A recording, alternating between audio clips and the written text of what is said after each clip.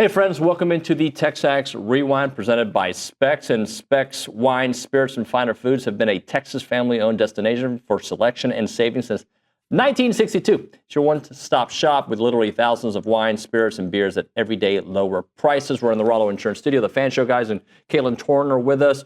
Roy May, favorite part of the show was? This is going to be really, really an acute answer. When you specifically asked Coach Earley about how he was dealing with adversity, not the team, not just as a whole. Right. How do athletes do it? Yeah. You were very direct with that, and I really appreciated his answer, just talking about adversity and how he really leans into it. So it was. I know it's a very specific moment in time for the entire show, but I really appreciated you asking that, and I really appreciated his answer. I'm glad you said that because I forgot that I asked that question. I'm proud of myself. I'm going to get really specific, too. When Aaron Torres told you he had no idea A&M and Texas were playing this weekend. Yeah, he's fired. That was terrible. I love AT. Yeah, he had no idea. Torniak? I'm also going to go Michael Earley today. Gerrod Chadwell, too, was great. Gerrod was great. He didn't make the rewind, but he'll have a section. Stephen McGee was here. That and more, it is the TexAgs Rewind. I'm going to give you three teams. Who's going to have the better year, okay? So Lise, LSU, South Carolina, Florida. Ooh, that's a hard one, man. You really came with it. You could make a case for all of them.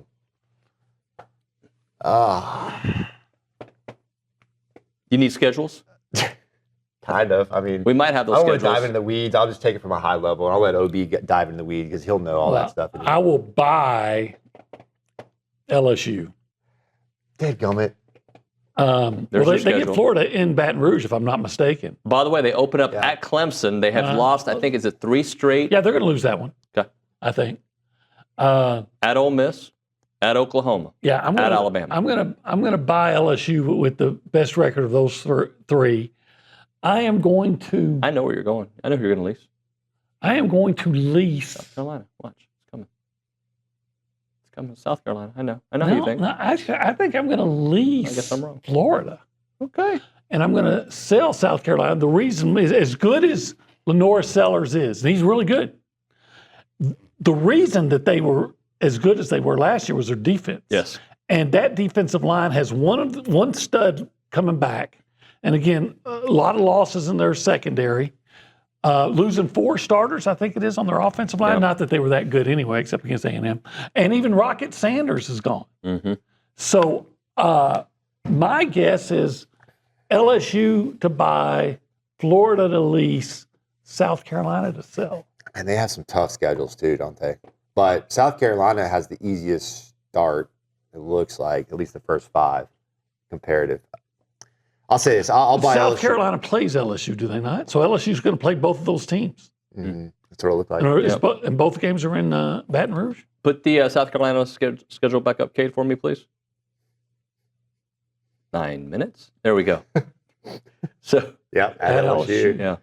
Look at you, man. You're a Mensa child, aren't you? No, I'm not. That's Matthew Dawson. Well, that is Dawson, yeah. But he's probably like your unknown son. See, I would buy LSU. I don't think Susie would like that very much. I would lease South Carolina, and I'm selling Florida because I think DJ Lackoway's really good, but he hasn't had a spring, and they got a ridiculous schedule. Sticking with the Tuesday game and Blake Bender up 2 home runs, we asked about him post game on Tuesday, but what has he been able to do to this entire lineup being able to get hot? What has he provided to the club? Yeah, the power is real. It's not just the power; it's the good at bats and the timely hitting. And some of the at bats that I've really liked is when he's got down in the count and got the count back to even or to full, and then had a chance to either to do something, and just seeing pitches. And really, that guy just takes to coaching. He's done a really good job. He's had some struggles this year, just like anyone else, but credit to him for staying with it. Like, has really, really stayed with it even when he wasn't playing. When it comes to the mechanical adjustments he's had to make, how difficult is it for a player to implement those in the middle of the season like he has? Very, very difficult. Even though we're trying to simplify him, you're asking him to do something he's never done before in his life. And it started at Tuesday at Sam, made an adjustment, but it's like, we think it can be better. And to ask him to make another one right before the weekend and for him to be able to do it. And I think it is a credit to his buy-in. I think I said the other day after the game, if we asked Blake to hit left-handed, he would do it. So it's just his buy-in and his work ethic, and he's got some real skills. It's just how do we get him in a spot to make those skills more consistent?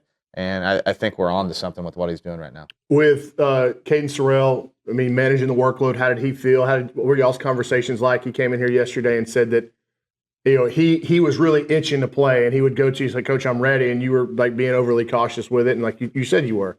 But how do you feel like he managed being out in the field, and then how does he feel now, and do you anticipate him playing more in the outfield? Yeah, I do.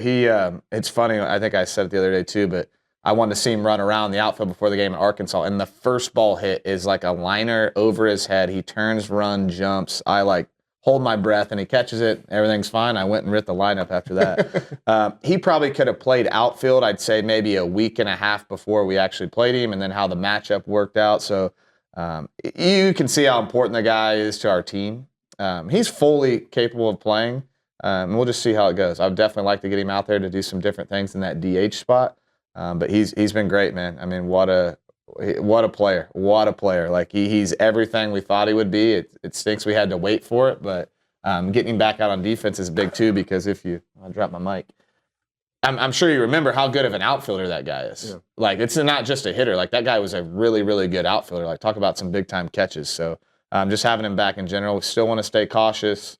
But at some point, we're getting to the point where it's time to play. I want to talk buckyball with you for a moment. Duke Miles, the newest addition to Texas A&M.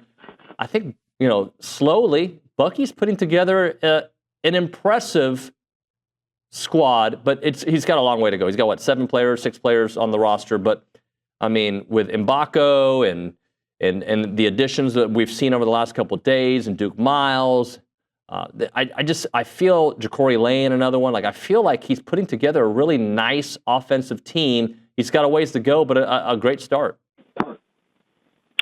Yeah, and I know this is what we talked about when he got the job. Was he even referenced, hey, everybody else has a 3, 4, 5 week start to us on the portal, and I think maybe what I didn't factor in, because I remember saying, hey, look, Mark Pope didn't get the Kentucky job till April 13th of last year and was able to put together a good team. Is the portal closing a week earlier? I think everything, or I think it was actually 2 weeks earlier it was about 10 days earlier, whatever. I think everything just moved much quicker this cycle. And I think part of it was the house settlement and it's what Bucky talked about with you, and it's what you and I talked about a few days after that. But yeah, no, like I have confidence. And the thing too is that, yeah, like if he had to take that, not had to, but if he takes that job, does everybody wish that he could have gotten it 2 weeks earlier and really had a better shot at some of the guys in the portal? Yeah, of course. But the counter to that is that, and this was David why I was so adamant when the job opened up. Hey, you don't have to go get the biggest name, but get a guy that is comfortable in the current climate of college basketball. And I think that, I was thinking of a guy like Bucky McMillan, where it's like, yeah, it's the NIL stuff, it's this, that. But remember, Bucky McMillan had an NCAA tournament team last year, 2 seasons ago at Stanford, and then basically had to completely rebuild it from scratch the year after, because in this world, he lost all of his best players. And so, I don't know if he's done this year over year at Stanford, but over the last couple of years, this has been the part of being a mid-major coach that stinks, is you have a really good season, and then most of your best players transfer up, and you're starting over again. And, it's funny, I was joking with somebody a few days ago. It's like, basically everybody's a JUCO coach now, and a JUCO coach is a guy that rebuilds his roster every single season. And so the reason I'm bringing it up is because even though you wish the pool of players was a little bit deeper, you wish the calendar had aligned where he could have gotten the job a little bit earlier, this isn't something that he is not used to doing every single April. And like you said, I think he's doing a good job so far, and I'm sure there's a couple pieces that we maybe don't know about yet that'll be Aggies before it's all said and done. The synergy that I think our athletic department has, I mean, you're talking about baseball, and I know you're paying attention to softball. They're paying attention to you guys. Yep. Does it feel, and maybe it's just an outsider's perspective, but it's like this group really gets along? It does, and this time of year is hard for me because I'm a baseball guy. Mm-hmm. Now with the daughter, really have enjoyed going to Trish's games and watching them compete. I think I might have used it. There's a difference between interested and invested, and I think we've got a lot of coaches here, and Mike being at the top, that are invested in every program doing well.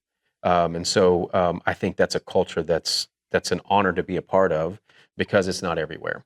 And I think at the end of the day, we're all fans. Like we all love sports. So anything we can do to show up at a ballpark or help a team out on a visit, I think everybody's all in for.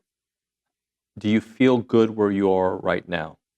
Yeah. Yeah. I think it's, it's just, it's a different feeling because of, what we got to maybe take for granted the past few years. Like we've talked about experiences, all those experiences we went through year 1, year 2, and 3, they left. Yeah. And so now it's this group's turn to get all these experiences. And nobody's saying the 8th, 9th, 10th, 11th, 12th team can't go to the national championship. So I think we're learning how to view ourselves as we belong. And so we just go play good golf and the rest takes care of itself. Are there any similarities between this year's build? And I know that first year was an amazing run, but like just in year 1? Yeah. Absolutely. Okay. It was different in a sense. I think we had 11 with the loss of Adela and a young lady who just moved towards graduation. We only have 6. So the thing that we have tried to be really intentional about is competition. Yeah. Because when we got here with the 11, we qualified. It's just how we do to determine who travels. We qualified literally every week. And our lineup changed for the first 8 or 9 events out of the year. And then we finally started those 5 started to separate themselves. And, you get to the SECs and we didn't play well, but then we kept going with that bunch and they go to regionals and we beat some really good teams there. And then we go to the national championship and just turn it loose because it's everybody's last week. So I think there's a lot of similarities because a lot of people hadn't played. We had transfers in with that bunch, but I think there's a lot of similarities too. Combination of the two going back and forth. The last person. Comment, Share. subscribe, Keep going. turn on notifications. Turn on notifications so you never miss another TexAgs Rewind. Roy May wins it. We'll see you next time.